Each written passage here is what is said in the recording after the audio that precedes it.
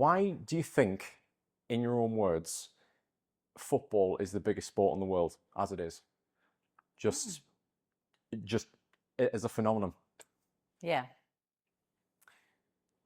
I think it's just so much fun to watch.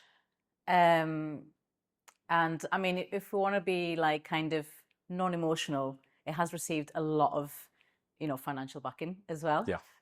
But if you want to get emotional about it and kind of think about how it makes us feel, I think it's just fun to watch. I think I always used to think when I was younger, I always used to think about football not as like the little teams like Sunderland and stuff, but like the countries. So it helps us like identify with something. Do you know what I mean? And it's like it makes us feel patriotic, I suppose. Yeah. Brilliant. No, lovely. What would you say your personal relationship is with the club? It's a funny one with me because I'm not from Sunderland. I have been here for over 20 years now. I came to Sunderland as a student, and for years I was completely unaware that there was all of this like passion and kind of love for the football team. Like I was not aware of it all throughout my uni years.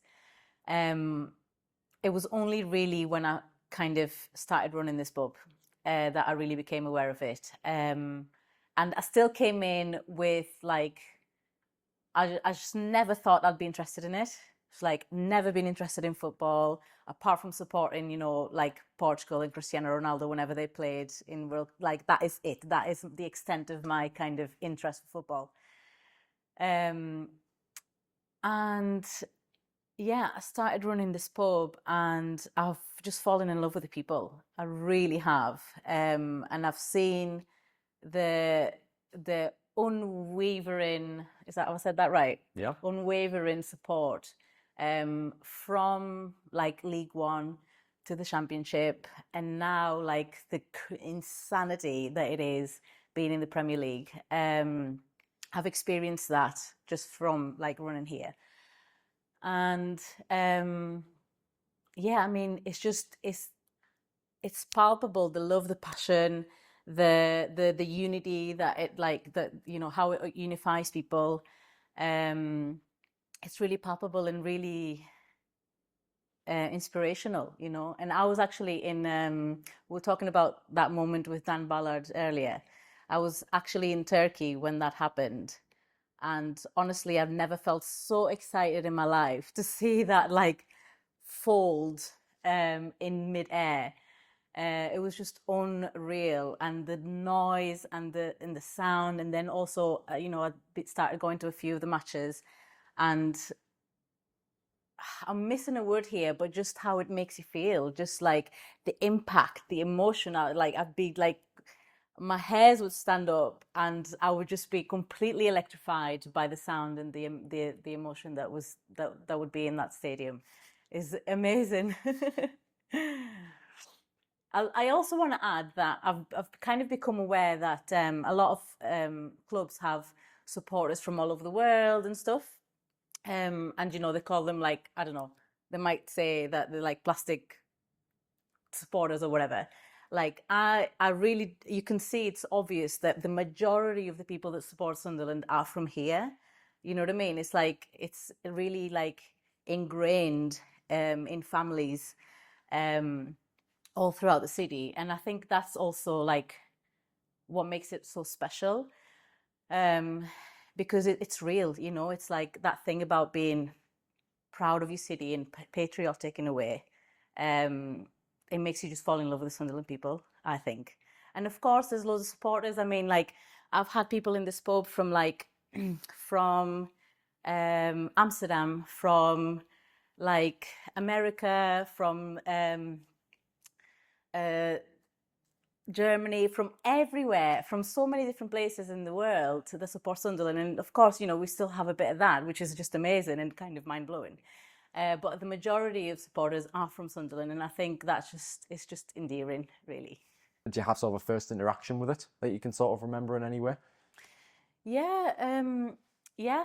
I don't know if I remember one particular day, but I just remember kind of after lockdown. So this will be um, maybe 2021, and you know, the kind of the crowd in the here started getting bigger and bigger, and just being behind the bar and just kind of feeling this pressure to like to serve these hundreds of people.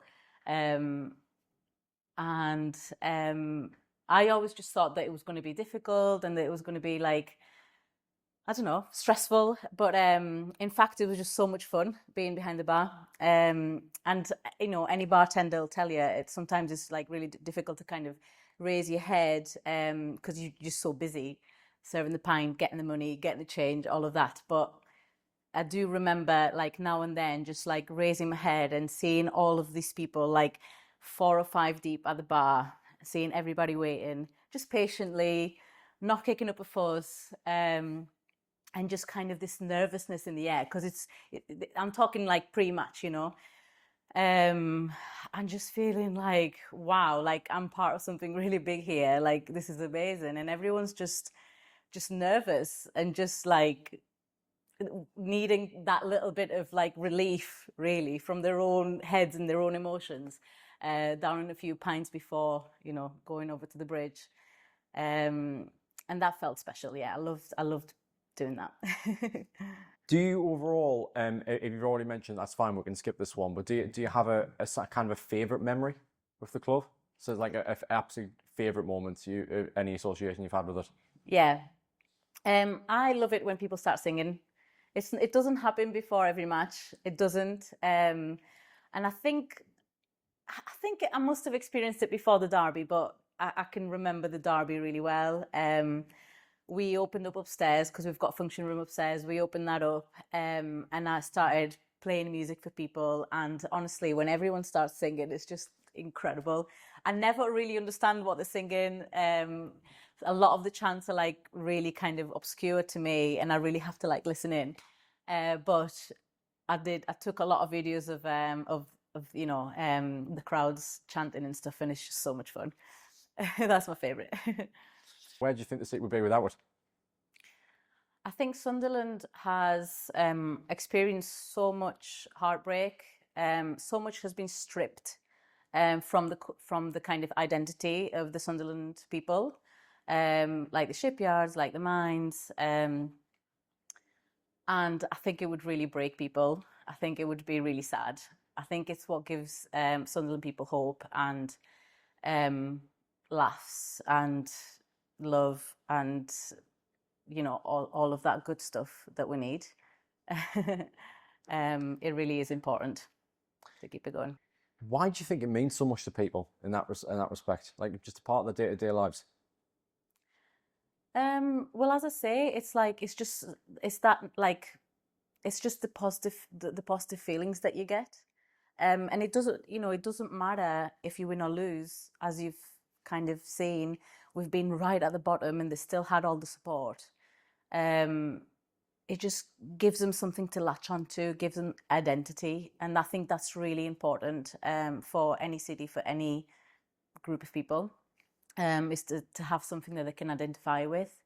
And I think the club is really soulful, and especially this year, you can really feel it, even down to like these new players that have just come into the city. They're putting so much heart and so much passion into it, and it's beautiful to see that is at the core of the club, and I think people draw emotion and energy from that.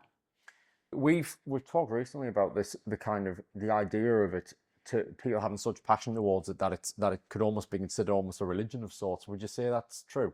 Yeah, I think so. It's what they wake up and that's what they read. You know what I mean? They go to bed and then they need to know what the next you know the next possibilities are. If we win, where do we go? You know, all of that. Yeah, I think it takes over their lives, and they think of the players as, you know, their heroes. You know, so definitely, yeah, it's like a religion. Would you say Sunderland, having now had really the full experience over a period of time, would you say it's a footballing city, or would you say it's sort of a combination of a bunch of different things? Or how would you define it in a way?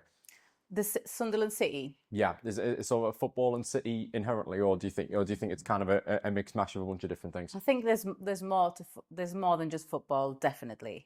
As I say, I when I first came, it must have been at least 15 years before I even became aware of football in the city, and I fell in love with so many aspects of the city. There's a lot of music. There's a lot of grassroots music in here. There's a lot of artists. There's a lot of just beautiful people. And I think, yeah, for anyone kind of coming in, and if they're coming in through football, then that's what they're going to see. But there is so much more, and I love the fact that Sunderland's getting so much investment now, because it is, of course, we've had this bridge done that is, benefits mainly the football kind of crowd, but we've got culture city, no, Culture House. the culture house almost finishing. The likes of the fire station and so many other places like doing live music and stuff now. There is a lot of culture and a lot of art and a lot of music in the city, and it's amazing. And also, like, the landscape, it's just beautiful, I lived in Huddersfield before, and I don't want to badmouth any place in particular, but it's so bright up here. It's so sunny, and we've got the beaches, and it's a stunning place to live. What would after all the time you've been here, what would you say is your personal hope for the future of Sunderland? What was it? What do you hope? Where do you hope the city goes? Yeah. Club and the city and the people in it. Yeah. Well, I think, to be honest, there's already a lot happening that I couldn't have even imagined. I love all of the works happening with the Riverside developments and investments and stuff. That already has kind of exceeded any expectations I've ever had. And I think the kind of thought behind it is really, really forward thinking and really futuristic. Like, from what I gather, they are thinking about the city centre not any longer like as a shopping kind of as a shopping centre, because as a lot of people know, shops and kind of retail is dying. So it's about leisure, it's about entertainment, and just, I think we're heading that way. I think it's going to be like a really, really beautiful place to come and spend some time, have fun, experience new things, and we can just continue to shop online. How long have we seen again that you've been here now? When was it that you came? To Sunderland? Yes, yeah. 2008. So help us do the maths. How much is that? 18 years. 18 years. Oh, really? Yes. Right, okay. No. So I didn't get yeah, it, came in but yeah, 2008, yes, yeah. I thought it was I thought it was more than 20 years. That's no, that's the amount of time in England then. Yeah. So in the time that you've seen before your eyes behind the counter and adapting to the culture of how fierce the passion is for the club in this city, what would you now yourself have become like part of this culture? Yeah. What would you say has changed you in a sense? Like what's feel, or has it? Like what would you say? What does it mean to be a part of this city in the sense of like have you noticed anything's changed about yourself in all these years since you've come here? Yeah. I think I just well, I care a lot more. Like, and I know that, I don't know. Let me try and explain. To be really personal, like, I came to England when I was 13. I really struggled at first to really kind of feel like I was part of the culture, like this was my new home, and I didn't feel like it. So I used to always I used to work as much as I could as a young teenager to save every single penny to be able to go back home for the summer for 1 or 2 weeks, sometimes a whole month. That's what I lived for that holiday. And coming to Sunderland is really Sunderland's really took me in as one of their own. And, I have kids now, I'm married, but having this pub has been major, because there's no question in my mind that this is where I belong. And I did feel that before the pub, having met my husband and stuff, but it's really cemented now. I feel like I'm giving a lot to people by opening the doors, by making sure that there's a smile behind the counter every time they come in.